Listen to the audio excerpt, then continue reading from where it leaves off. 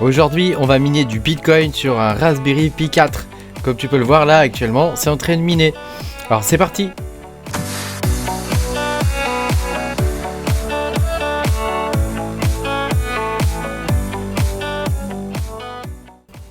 Bonjour à tous les amis, je suis très content de vous retrouver aujourd'hui pour cette nouvelle vidéo où je vais vous apprendre à miner du Bitcoin sur un Raspberry Pi 4.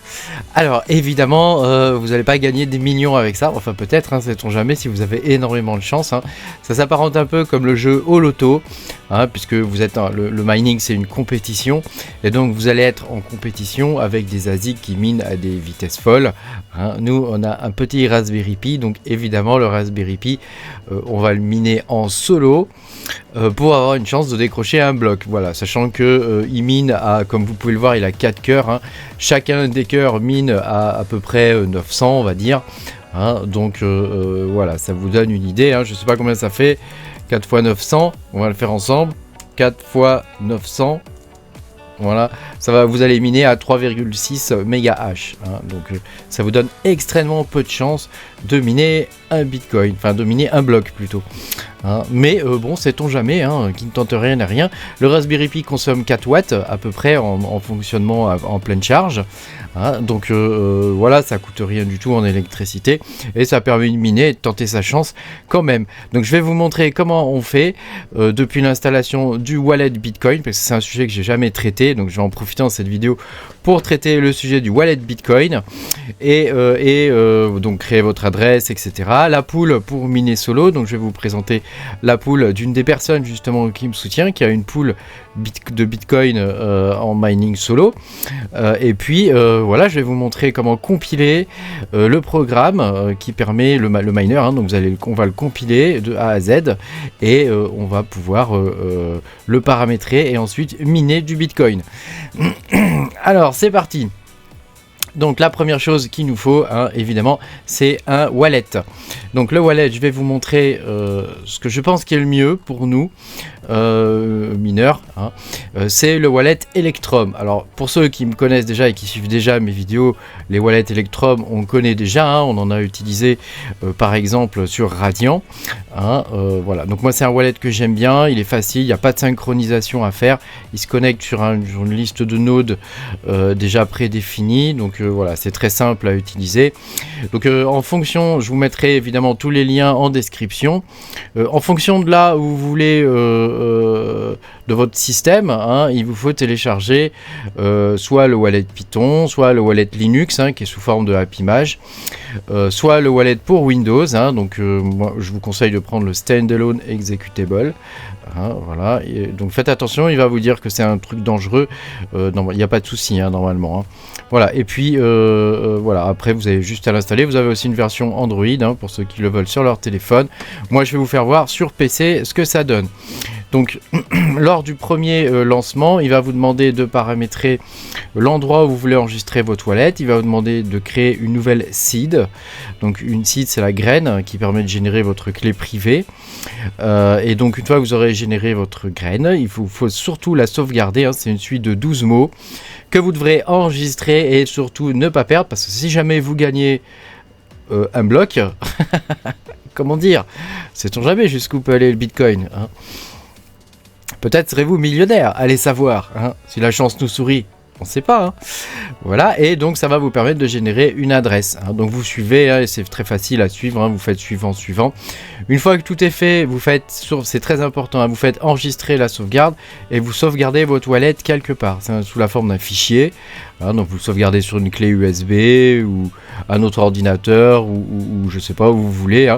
Vous me paramétrez un mot de passe pour crypter ce fichier. Et comme ça vous serez tranquille. Ensuite vous allez dans affichage et vous cochez adresse ici et vous allez avoir la liste de toutes vos adresses. Un wallet Bitcoin il dispose de nombreuses adresses pour faire des tas de choses, et donc il vous faut prendre une adresse en réception. Donc moi j'ai choisi celle-ci, mais j'aurais très bien pu choisir celle-ci, et vous faites un clic droit et vous faites copier adresse, comme ça vous récupérez votre adresse. Ok, donc ça, tu as une adresse qui va vous permettre de récupérer vos bitcoins si jamais vous minez un bloc. Bah ouais, c'est ça le but du jeu, c'est de miner un bloc. Donc tu vois, c'est très facile, le wallet Electrum sur Bitcoin, c'est très simple, ça fonctionne bien. et ça vous permet d'envoyer et de recevoir, et les bitcoins sont à vous puisque vous avez votre clé privée. Voilà, donc une fois qu'on a fait ça, il vous faut installer maintenant le Raspberry Pi. Alors moi j'ai un Raspberry Pi 4 avec 4 Go de RAM, sachant que la mémoire là elle n'est pas importante, hein, même si vous avez 1 Go de RAM, ça devrait fonctionner sans problème. Hein. C'est juste les cœurs hein, qui sont mis en jeu, et relativement peu la mémoire. Donc moi ce que je vous conseille de faire pour installer votre Raspberry Pi, c'est d'utiliser Raspberry Pi Imager. Tu vois, Raspberry Pi Imager, c'est un petit logiciel qui édite la fondation Raspberry Pi qui permet de créer sa petite carte SD, hein, d'installer l'OS sur la petite carte SD, hein, et surtout de le pré-paramétrer, parce que là on va le faire en mode headless, c'est-à-dire sans clavier, ni souris, ni écran, rien du tout. On crée notre clé USB, on l'insère, on boot notre Raspberry Pi et on va pouvoir se connecter après dessus en SSH. Alors SSH c'est un protocole de communication crypté qui permet de prendre le contrôle à distance via la ligne de commande sur le Raspberry Pi. Donc voilà, ça a l'air très compliqué comme ça, mais en vrai c'est très simple. Hein, donc je vais vous faire voir étape par étape comment on fait. Donc déjà vous insérez votre clé SD dans votre ordinateur. Hein. Ensuite il vous faut choisir l'OS, après choisir le stockage, donc évidemment ça sera votre clé USB, et puis après le troisième bouton c'est écrire. Donc on va choisir l'OS déjà. Donc nous on va prendre Raspberry Pi OS, par contre on va pas prendre la version 32 bits, on va prendre la version 64 bits. Ah, donc ici tu vois, tu as un choix, hein, quand tu cliques ici, Raspberry Pi OS Other, hein, tu as un choix, et nous on va prendre celle-ci, là, la deuxième, la version Raspberry Pi OS 64 bits. Une fois que tu as choisi ça, tu fais choisir le stockage, donc moi je vais prendre, tu vois, ça, voilà, 60, tu vois, donc moi j'ai 62 Go, mais tu peux avoir moins, voilà, et ensuite tu vas pas faire écrire tout de suite, tu vas cliquer sur la petite roue là, et on va pouvoir paramétrer tous les trucs. Donc ici en nom d'hôte tu vas mettre mining par exemple. Ici tu vas cocher activer SSH, ça veut dire Secure Shell SSH. Hein, donc là tu coches ça, hein, donc ça va nous permettre de nous connecter à distance. Ici tu définis ton nom d'utilisateur et ton mot de passe, hein, pour te connecter toujours via SSH. Hein. Ici tu configures ton Wi-Fi, donc moi j'ai mis ma clé, le SSID de mon Wi-Fi, puisque je vais me connecter en Wi-Fi, hein, et puis tu mets ici ton mot de passe de Wi-Fi. En pays Wi-Fi tu choisis la France, et les canaux horaires, réglages et tout ça, tu choisis Europe, Paris et France. Tu vois, c'est facile. Jouer un son quand c'est terminé parce que c'est plus agréable, et tu fais enregistrer, voilà, et après tu n'as plus qu'à cliquer sur écrire. Donc tu vois, c'est très facile, tu n'as plus qu'à poireauter, hein. Il va vérifier ton image, il va vérifier que tout est ok. Quand il a terminé, tu prends ton bignou, tu le glisses dans le Raspberry Pi, et on n'aura plus qu'à créer la connexion. Donc pour créer la connexion, c'est très facile, on va utiliser un logiciel de SSH. Donc là, moi je te propose d'utiliser PuTTY. Hein. Donc PuTTY c'est un logiciel qui est comment dire, assez ancien. Après si tu vas utiliser du SSH un peu plus souvent, tu peux prendre MobaXterm ou Tabi.sh. Donc là je vais te montrer sur PuTTY, hein, donc c'est pas très compliqué.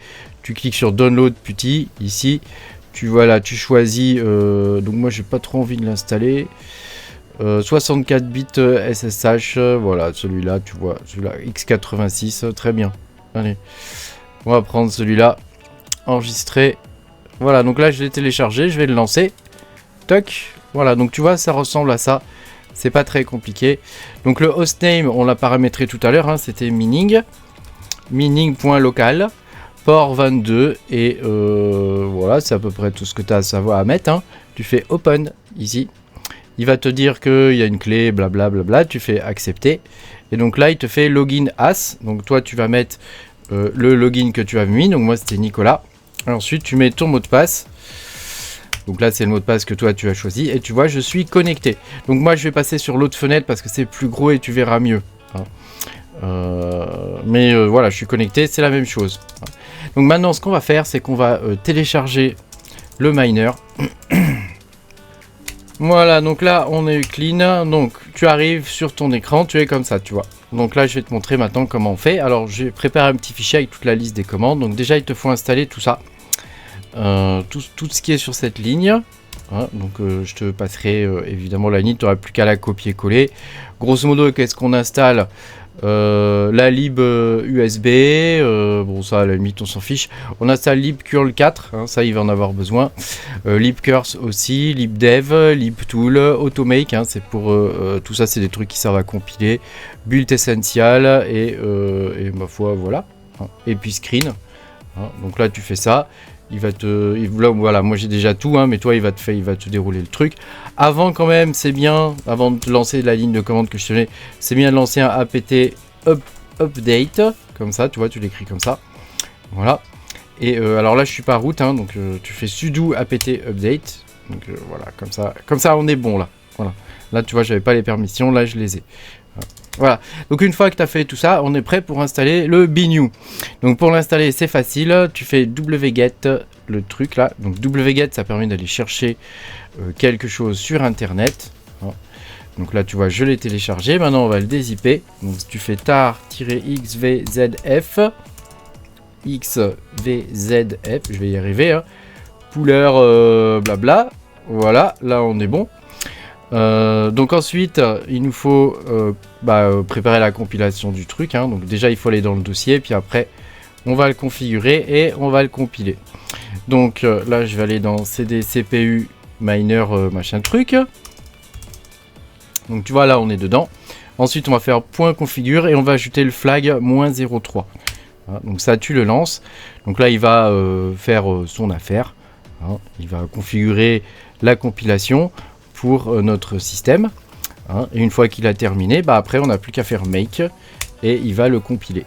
Donc là il est en train de créer le code machine, hein, qui va être le code exécutable avec lequel on va pouvoir lancer le miner. Tu vois, c'est pas très compliqué, tu vois, en plus c'est assez rapide, hein. Et donc une fois qu'on a lancé le miner, si tu fais un ls, tu vois, on a un fichier qui s'appelle minerd.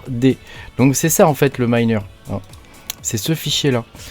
Donc ensuite je te fais voir comment ça se passe, tu vois, c'est très simple.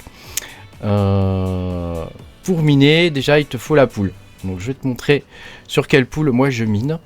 Donc je mine sur tazmining.sh, hein, et puis tu vois il y a deux pools Bitcoin. Il y a une pool Bitcoin qui est une pool en PPLNS, donc c'est une vraie pool partagée, etc. Et puis tu as une deuxième pool qui est une pool solo. Donc tu cliques sur Start Mine ici. Voilà, je te mettrai tous les liens, les scripts et tout ça en description, hein. Et puis ici, ensuite, tu vas sur Get Connected et ici, tu as les adresses où te connecter. Donc, moi, je te conseille de prendre la seconde.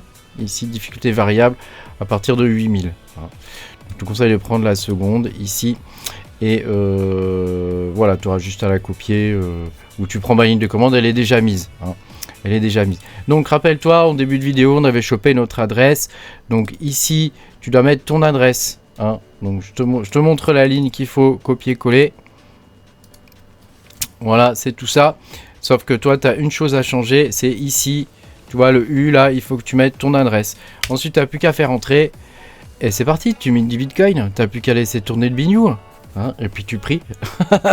Tu laisses tourner le bnew et puis tu pries. Hein, parce que, bon, hein, ça mine quand même à pas beaucoup, quoi. Hein, je pense que même une carte graphique fait beaucoup mieux.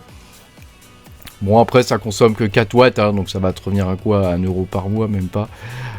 La consommation, donc c'est quand même pas grand chose. Voilà, puis c'est sympa, c'est un peu aussi à but éducatif, hein, que je vous montre ça. Sachant que tu vois, le miner, quand tu regardes le code source du miner, il est quand même relativement ancien, tu vois, 10 ans, 13 ans. Il y a eu des mises à jour il y a 3 ans quand même, hein, mais c'est news et readme, tu vois, donc méga mise à jour. Attention, méga mise à jour. S'il y a quand même utils.c qui a été mis à jour il y a 3 ans. Mais bon, tu vois, voilà, c'est plus à titre informatif et éducatif. Hein, voilà, après, si tu as la chance de miner un bloc avec ça, pense à moi. Hein. Je veux bien un peu de Bitcoin, moi, il n'y a pas de souci. Hein, voilà. Merci beaucoup d'avoir regardé cette vidéo. J'espère que tu auras appris des trucs. Et puis, si jamais tu as des questions, n'hésite pas à les poser dans les commentaires. J'essaierai de t'aider du mieux que je peux. Et puis, ma foi, voilà, amuse-toi bien. Et puis, moi, je vous dis à bientôt pour de nouvelles aventures. Salut!